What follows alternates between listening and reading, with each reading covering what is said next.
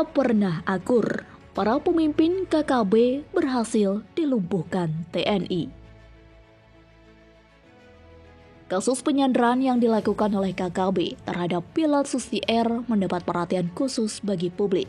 Hal ini membuat banyak dari para pihak pemerintah mulai mengorek siapa saja pemimpin dari KKB itu sendiri.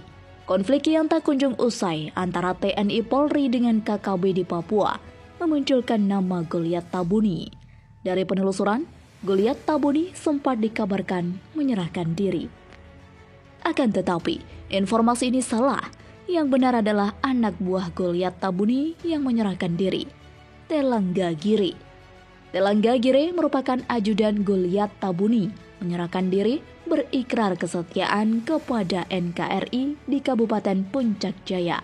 Penyerahan diri Telangga Giri dilakukan di hadapan Dandim 1714 PJ Letkol Inf Agus Sunaryo didampingi 25 anggota Kodim di Kampung Wurak, Distrik Ilu, Kabupaten Puncak Jaya. Telangga Giri menyerahkan diri bersama-sama dengan 3 orang rekannya, Piningga Giri 25 tahun, Tekiles Tabuni 30 tahun, dan Perengga 27 tahun. Tak hanya itu, mereka juga menyerahkan 1 pucuk senjata api jenis Moser dan sejumlah munisi Kal 7,62. Pemimpin KKB Goliat incaran para TNI. Pemimpin KKB Goliat Tabuni tak asing di Papua. Dia merupakan panglima tertinggi dari Organisasi Papua Merdeka atau OPM. Goliat dikenal kejam. Dia beberapa kali melakukan aksi keji terhadap warga Papua dan anggota TNI. Goliat sendiri merupakan panglima tertinggi dari OPM. Dia dilantik sebagai Panglima Tentara Pembebasan Nasional TPN Organisasi Papua Merdeka atau OPM pada tanggal 11 Desember 2012 di Tinggi Nambut, Puncak Jaya, Papua.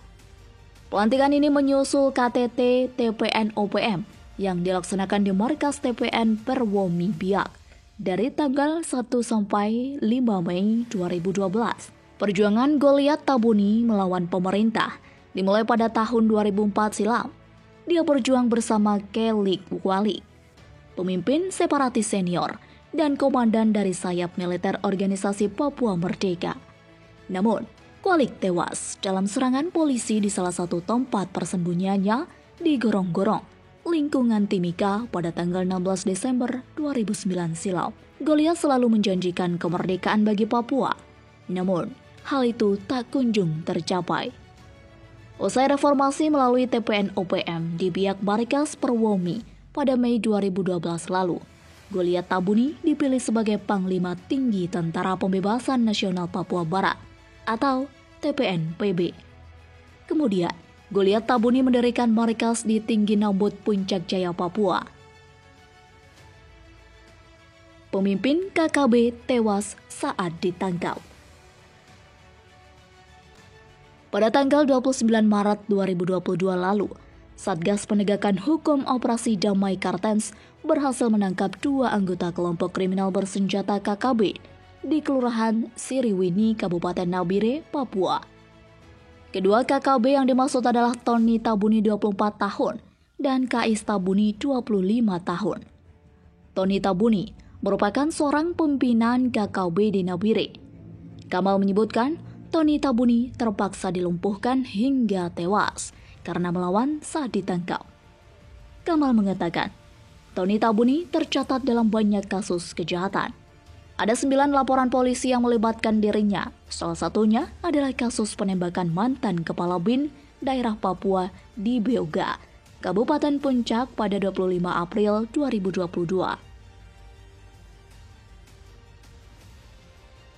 Penangkapan 4 anggota KKB pimpinan Joni Botak. Satgas Nemangkawi menangkap 4 anggota KKB Papua pimpinan Joni Botak. Mereka ditangkap pada Sabtu 13 Maret 2021 lalu.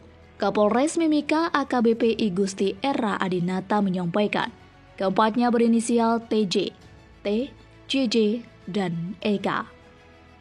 Era menyebut penangkapan bermula saat tim meninggalkan posko Gakum Timika menuju kali pindah-pindah distrik Iwaka untuk melakukan pencarian terhadap target penyuplai ke kelompok Johnny Botak.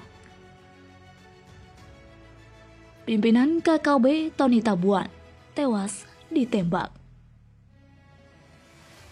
Pada tanggal 29 Maret 2022, pimpinan KKB Deotadi, Tony Tabuni, tewas ditembak aparat yang tergabung dalam Satgas Gakum Operasi Damai Kartens.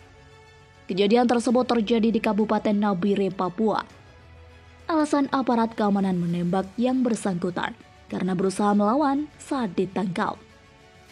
Berdasarkan catatan kepolisian, Tony Tabuni tercatat dalam sejumlah aksi kekerasan dan teror di Papua, mulai dari perampasan senjata aparat dan penembakan yang mengakibatkan korban tewas.